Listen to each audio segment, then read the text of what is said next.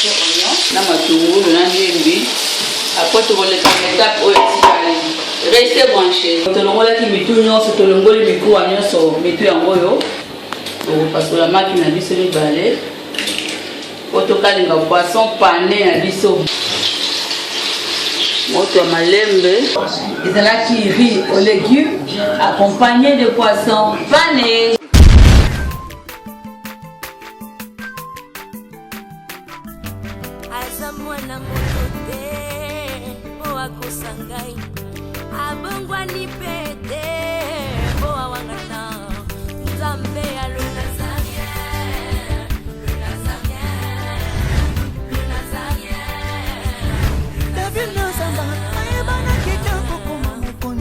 Dans la démission est belé, dans l'andara tout ça donc félicitations.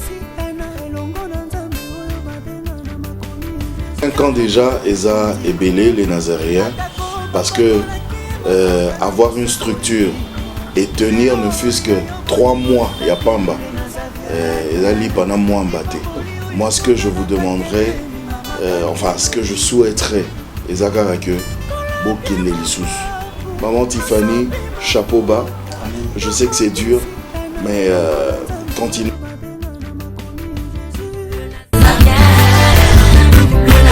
Pas responsable, nous sommes les Nazaréens, que nous sommes ensemble.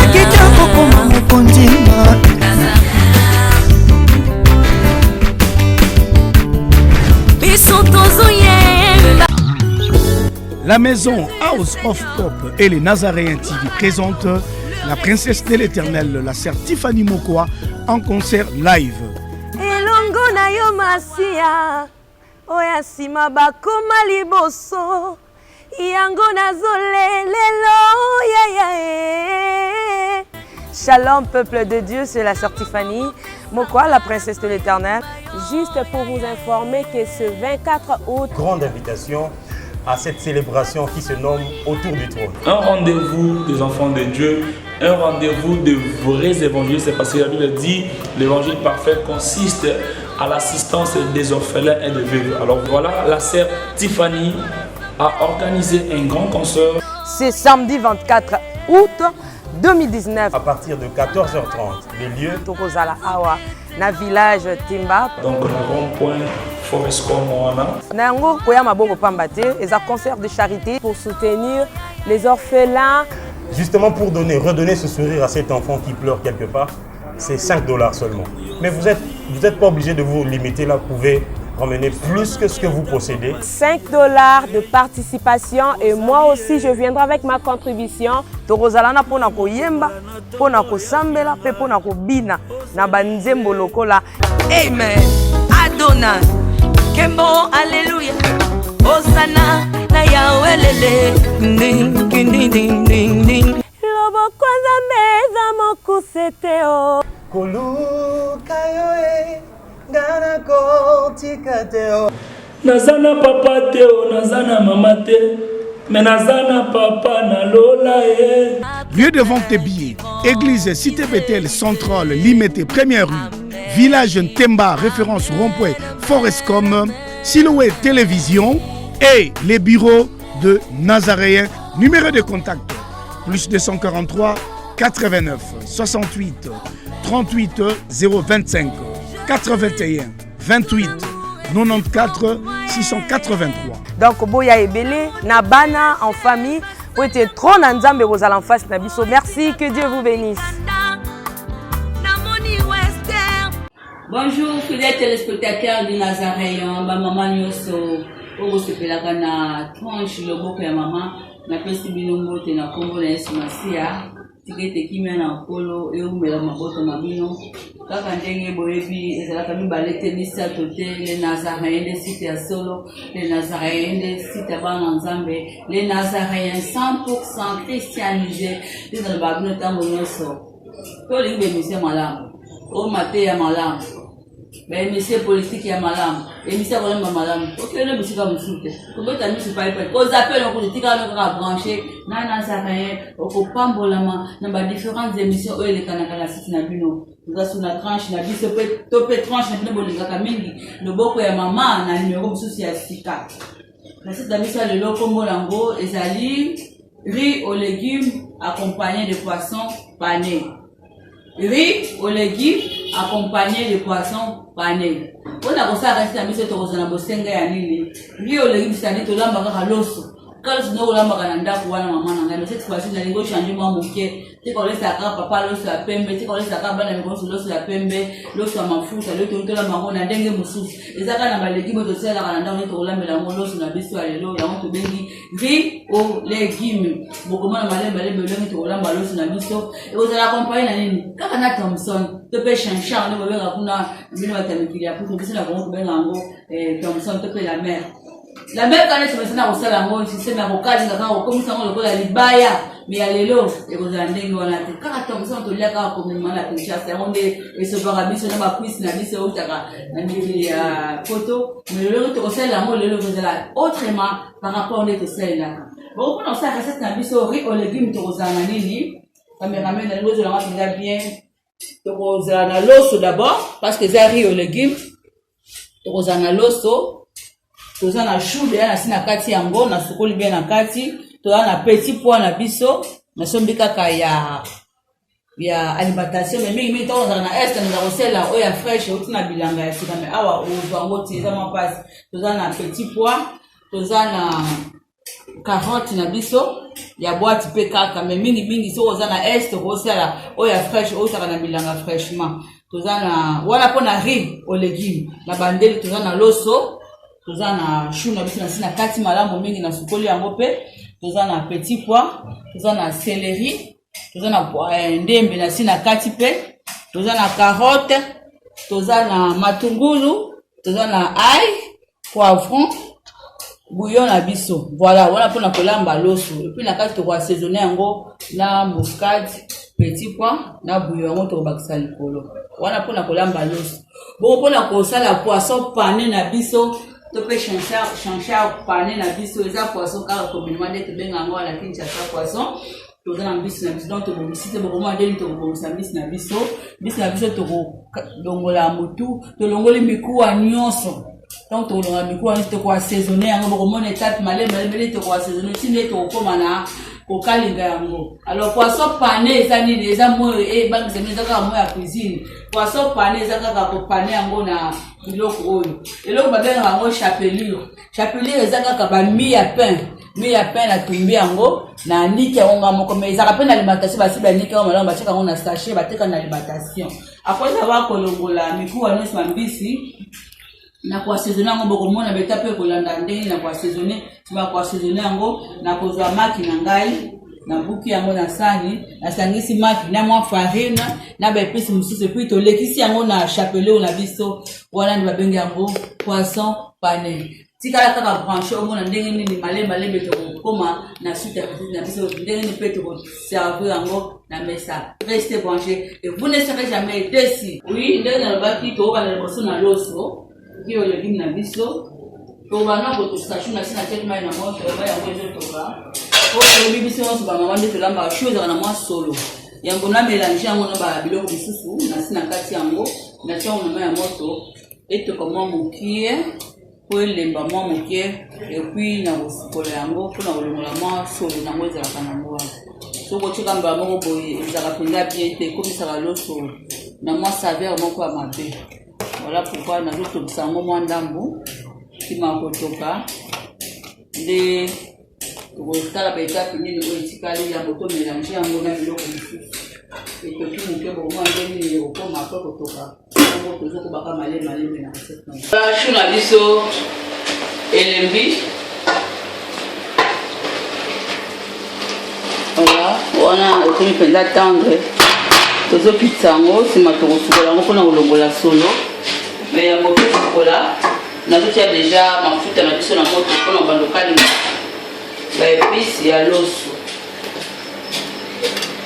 riz aux légumes de recette na biso accompagné de poisson pané petit à petit bokomona ndenge baetape nyonso ekolekana awa natie mafuta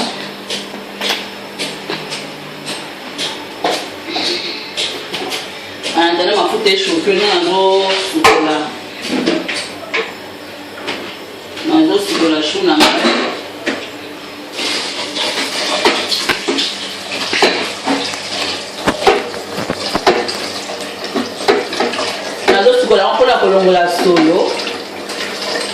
Pour la bignon, tu vas dire que c'est dans moi chaud, dans moi solo. Voilà, on a dit pour la yango.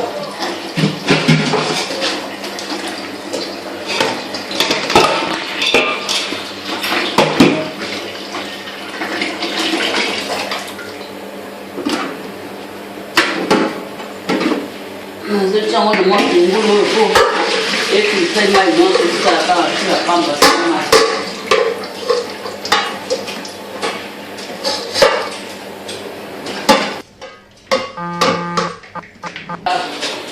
Toujours par l'étape précaution dans le bac pour vous rappeler bon vas-y biso katikati recette na biso comme nango riz aux légumes accompagné de poissons panés. Voilà, ce que comme une étape auto kalinga ba épices na biso ya mboto tia loso ndenge bomona ne bandeli na kataki na la sai bino biloko mini oyo ko constituer recette na biso bana ne bandeli ko mona avec biloko moko na moko ko sa retola mbaloso na biso awa eza déjà oignon na sina kati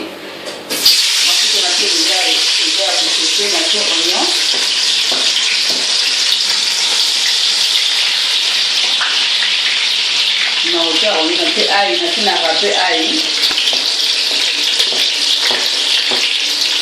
tu vas côté ail na te poivron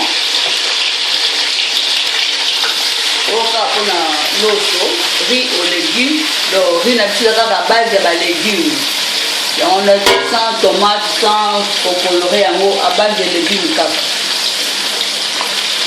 tu vas côté poivron melandisi ndembi nyonso kaka na marmite moko nsima ya ndembi natie céleri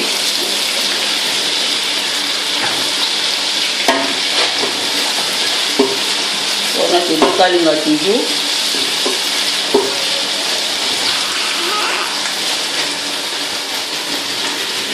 nsima ya ndembi nazotia petit pois na biso na lobaki bandeko ete baza beli mpo bango basalelaka yango na petit pois ya fraîche oyo fraîche bana bilanga mais biso awa talaka eza mwa pasi toza pe ya alimentation oyo eza petit pois nasangisi petit pois na ngai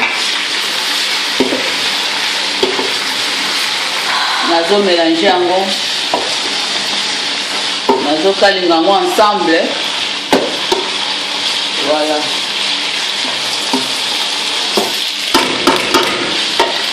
nsima ya petit pois nazotia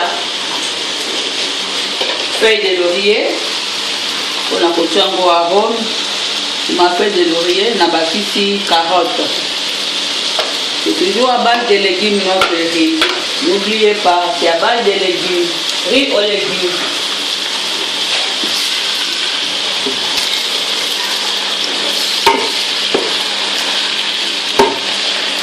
Mama tika kolesa papa mikolo nyonso kaka loso ya pembe loso ya mafuta ya jaune mokomisu mpe ocreye na papa ayebo ya kuti mpe ya recette ya kitoko asepeli kaka loso oyo toliaka ezala na balolenge ebele ya kolambela malembelembe kaka na émission loboka mama tokomona bamodele ya loso ebele okoregrete mpona olambaka loso ya pembe mama na ngai so makoki ezali kochanga bapapa kolambela loso na soki eza te olambi kaka ya pembe mpona bolinga banazarayen nyonso ifoka kosala bavariété ya baloso avec le temps tobandokende malemi naza na au moins 10 recettes ya loso lelo ezali riz aux légumes prochainement tokosala riz oriental okomona ndenge yango ekozala voilà yango nati ya chou nazotia nanu mungwa nakotia sel de table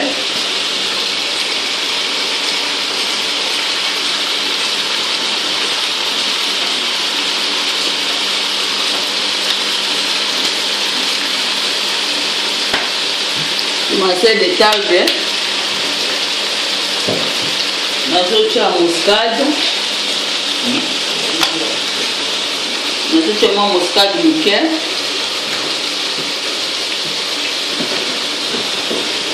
na poivre blanc toujours baplante aromatique mpona kotia mpimbo kitoko na biloko na biso mpimbo ou bien arôme mpimbo c'est ya lingala Pour la côté à Rome, on a tué poivre blanc, la muscade, et puis bouillon a bis au standard, ni balé. Bouillon à pamba kaka.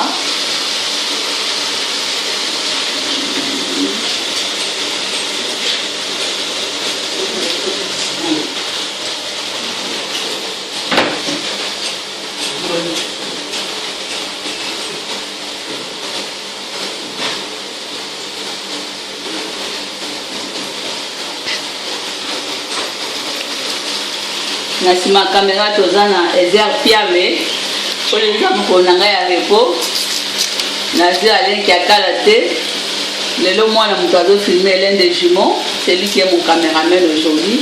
Pour supporter du son qualité image des téléphone que doit filmer sa caméra. Voilà. Je continue pour caler la mélange na biso. Si mangé to rodler kana côté à chou le moment là que na tobi ça si mango ça na sikola on a mai po elongo la solo no se des choses à nango. Et puis to côté à chou na biso.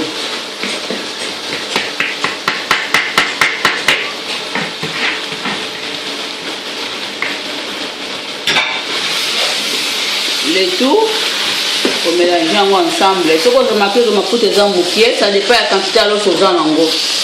Ce qu'on remarque que ma poudre est en moukier, on peut faire ma poudre en mousse. Mais pour le moment, on a aussi quand même bouillé. On a petit mois de temps et c'est mélangé qu'il faut. Moi, pour avoir aimé la moukier, là, ma tourou, on a mis. Après, tu vas le faire l'étape où il restez branché. C'est mélangé déjà. Il faut l'étape pour faire l'eau sur la table. On a pour la l'eau sur la biseau. Vous aurez déjà parfumé dans la pine à vous chocolater. Il parfumé dans un problème. On l'a vu en Kamba, on l'a vu en sac, on tient en Zumba. Les ballons qu'on a dit sont chinois. Il y a pakistanais, il y a Indonésie, au cas où on a vraiment basalité.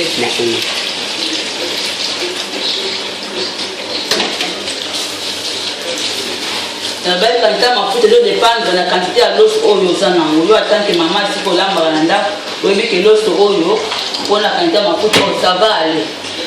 Donc comme on dit qu'il faut partir avec le temps, au gros bah ça ma foute un peu sous moins d'âme.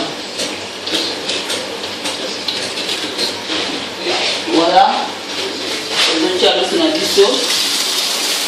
Je retiens ma été où tu vas le baksa malembe. Tu es désolé sur le découpé là.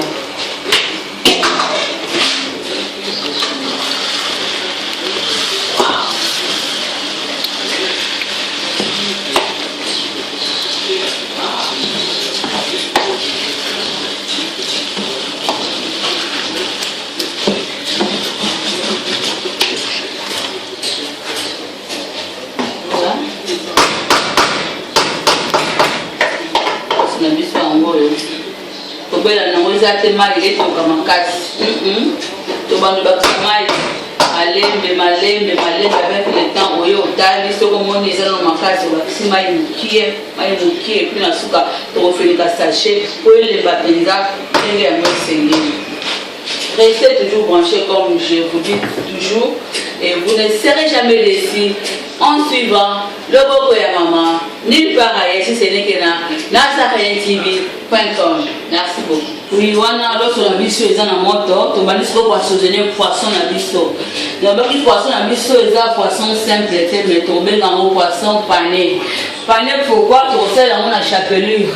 Il ne va pas nous besoin de qu'il y a poto, battre quand même l'alimentation. Ça livre baka aussi, ba mi de pain. Baka aussi on va dire qu'il met battre na pas ça va stacher. Alors donc assaisonner poisson na biso na bouillon na biso la standard.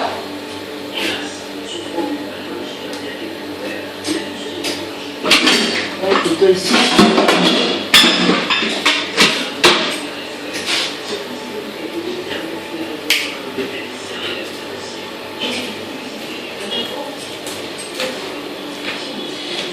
En sur la piste de donc la malembe, tout au profiter pour assaisonner. Thomson na biso mama na ngai oselaka papa mikolo nyonso formule moko ya Thomson te to pe chanchard ya kokalinga kaka na matembela mali motu papa pe aye boye donc tolongolaki mitu nyonso tolongoli mikuwa nyonso mitu yango oyo tolongolaki mikuwa nyonso ya katikati awa totie bouillon nsima ya bouillon tokotia ai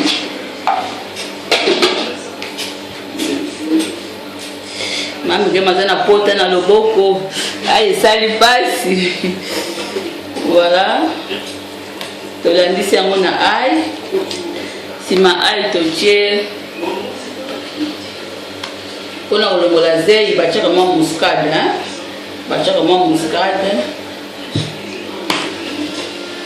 mwa muscade mokie ya ebele te na mwa poivre mokie oyo elongola zei ya mbisi voilà toassaisonne yango na mwa mungwa moke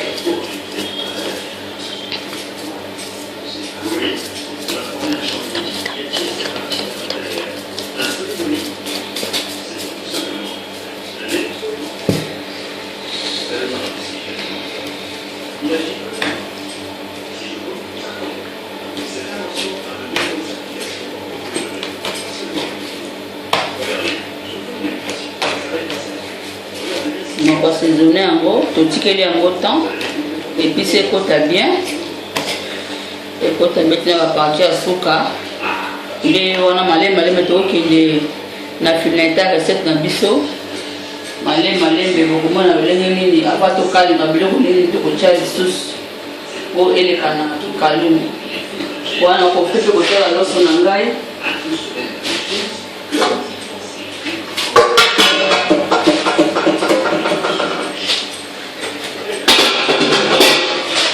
voilà loso eza nano makasi nayebaki so kokema te eza no makasi obanolakisa mai mokie eza te obakisa ebala ezali mbamo mpo yango bokozala loso ya potopoto te fo ezala loso ya moko vraiment fo ezala loso ya moko lelo penya napamboli nzambe maa natali mosimu lelo kuwe nkei te napamboli nzambe vraiment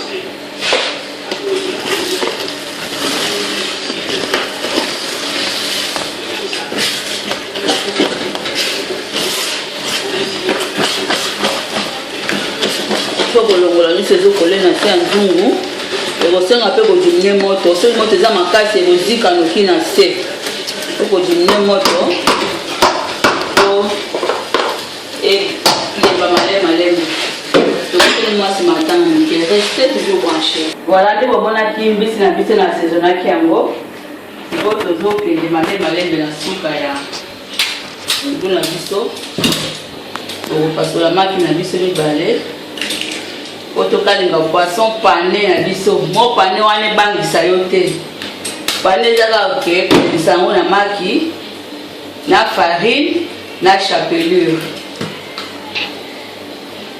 awa nabuki maki natie mwa farine moke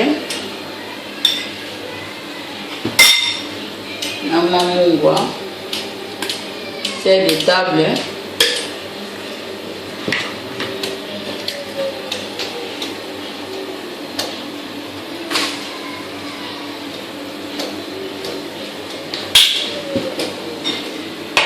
yango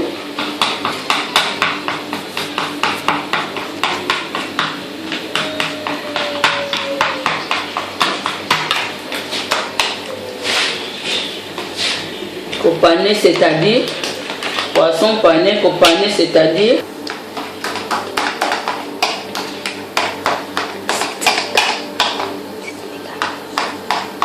pas tout ce pimaki na biso to mélanger yango maki farine na mbisi na biso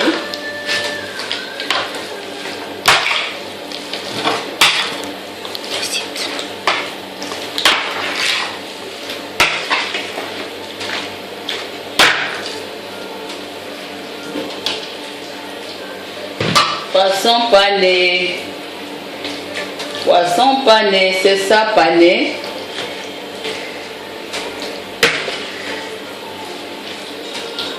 Au pané, j'ai étape mi-balé. D'abord, tu sens ici farine, namaki, et puis dédé. Tu le dis ça, on a chapelure. Chapelure, on est en mois, on a fait dans la moto, on a mis des pains. Voilà, tu checkes on a four et kaoki et puis tu niki en mais et tel moyen d'alimentation basi ba niki en on va fabriquer dans ndako on va kama pa ba mikoko la mapa na kausi yango et puis na niki. C'est ça pané. Tozo l'exemple qu'on a chapelure on a biso. Voilà. Oh, mais le c'est l'engue avant que tu es belle là. Voilà, tu l'exemple on a chapelure et puis tu es na mona kikalungu. Wow! Aujourd'hui, je suis là na kopane. Kopane c'est pas mbalamoko, plutôt okali na mbalamoko. Vraiment na komi sinza na recette ya lelo, tuweza la carbone. Kwa mingi na lela rapona courant. Lelo penza pour biso courant, il faut que ça be la pose. Biso na comment nous sambe la kara. Pose la malade, même pour la courant, c'est tout un problème. Lelo pe na kamwe. Et puis la bandette pour un an de qualité. Voilà, tout le ici on a appelé on a biso.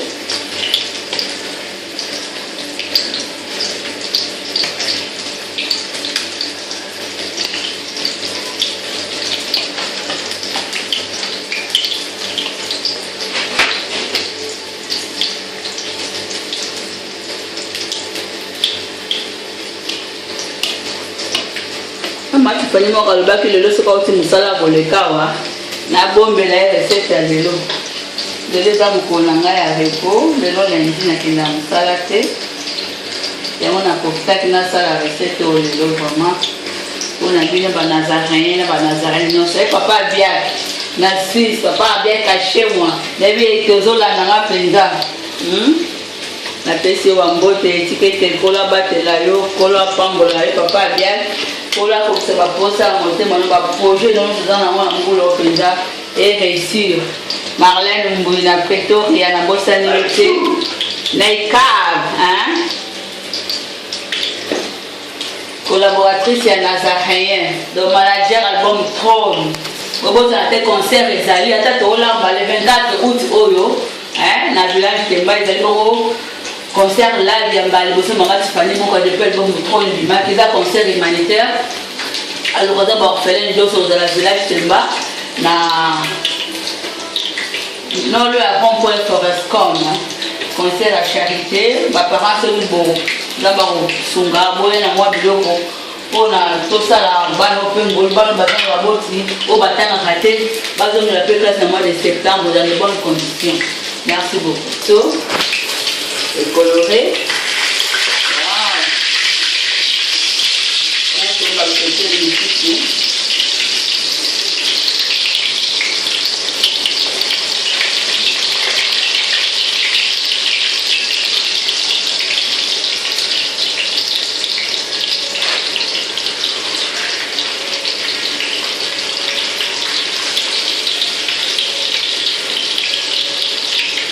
Voilà que tu peux voir la liste dans l'autre sur les communautés mini.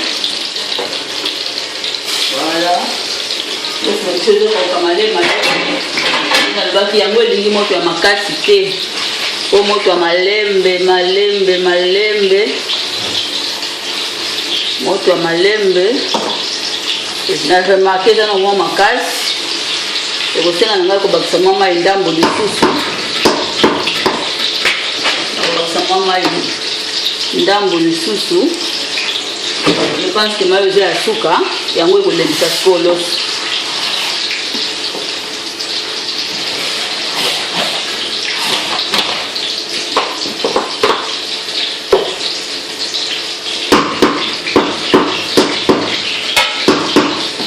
mai na biso ya suka toke yango oyo ekolekisa loso ankoza koto mpe tokalinga poisson na biso tokotanisi matango moke. Wow. Qui commence bien, finit bien. Le loso na biso ebeli tozoleka na mesa ape bana koto na moni babandi bavacance bana humanité voilà bisi na biso mpe yango oyo deja eza ya kobela poisson panie na biso po toservi loso na biso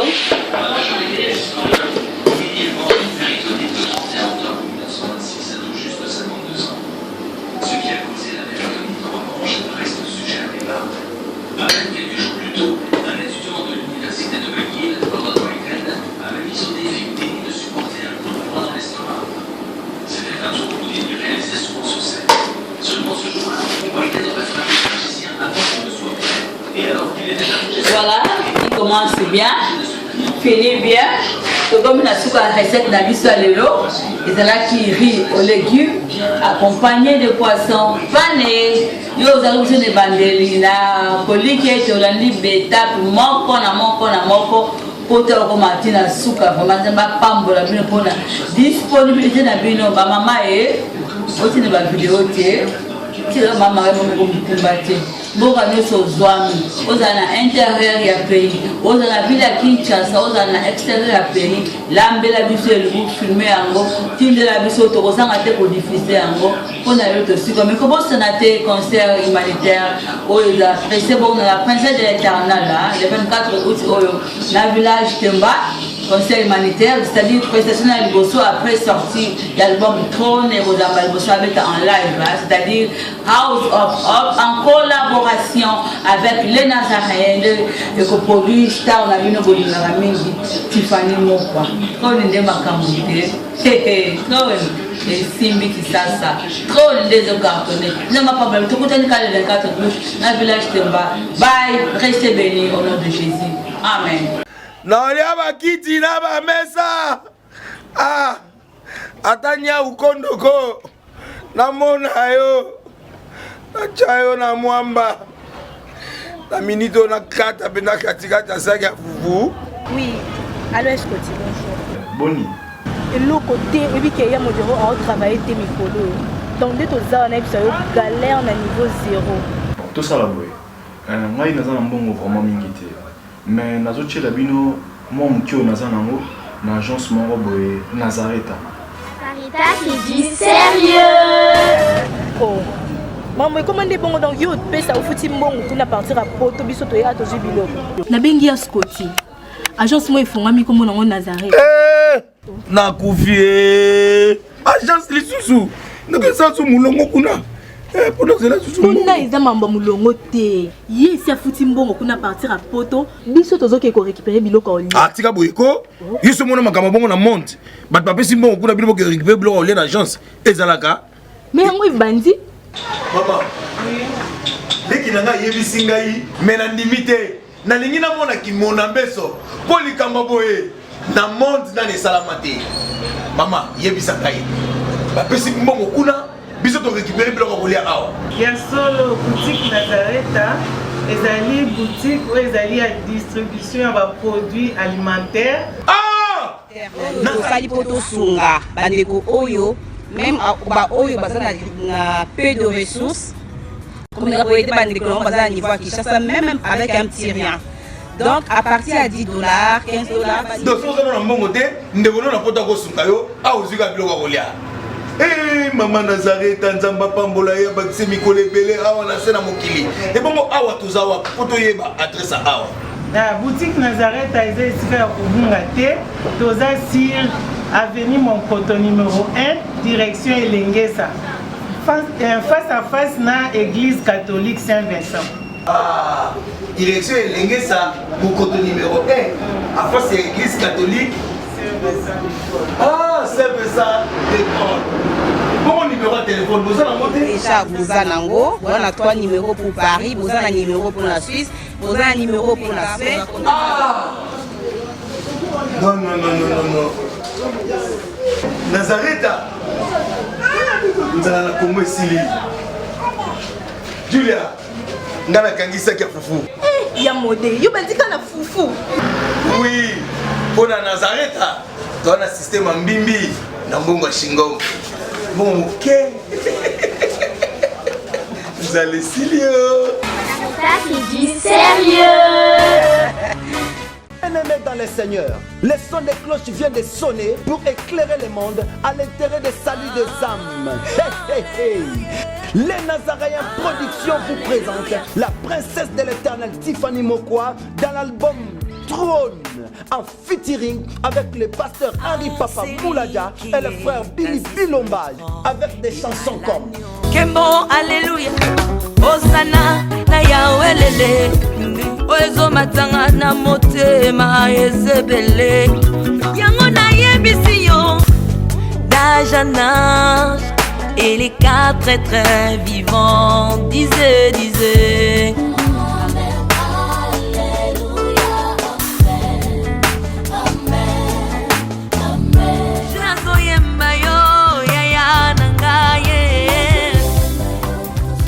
Yozali Isolo nanga ya tango pasi ya. Procurez-vous massivement de cette œuvre à travers les plateformes de vente et de téléchargement telles que Les Nazaréens TV, Amazon, iTunes, YouTube et autres. Hey, hey, hey. Les DVD, les CD sont déjà disponibles. L'album Trône toujours en marche. Déjà en France, appelez-nous au plus 33 65 93 16 781. Mamae, bateau-toi France, ce n'est pas encore fini. Comme je le disais, contactez-nous au plus 33 65 93 16 781. Une seule adresse.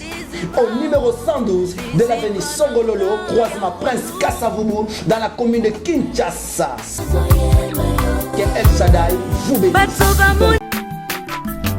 Azamwana motote po akosangai abongwani pete po awangana Nzambe alona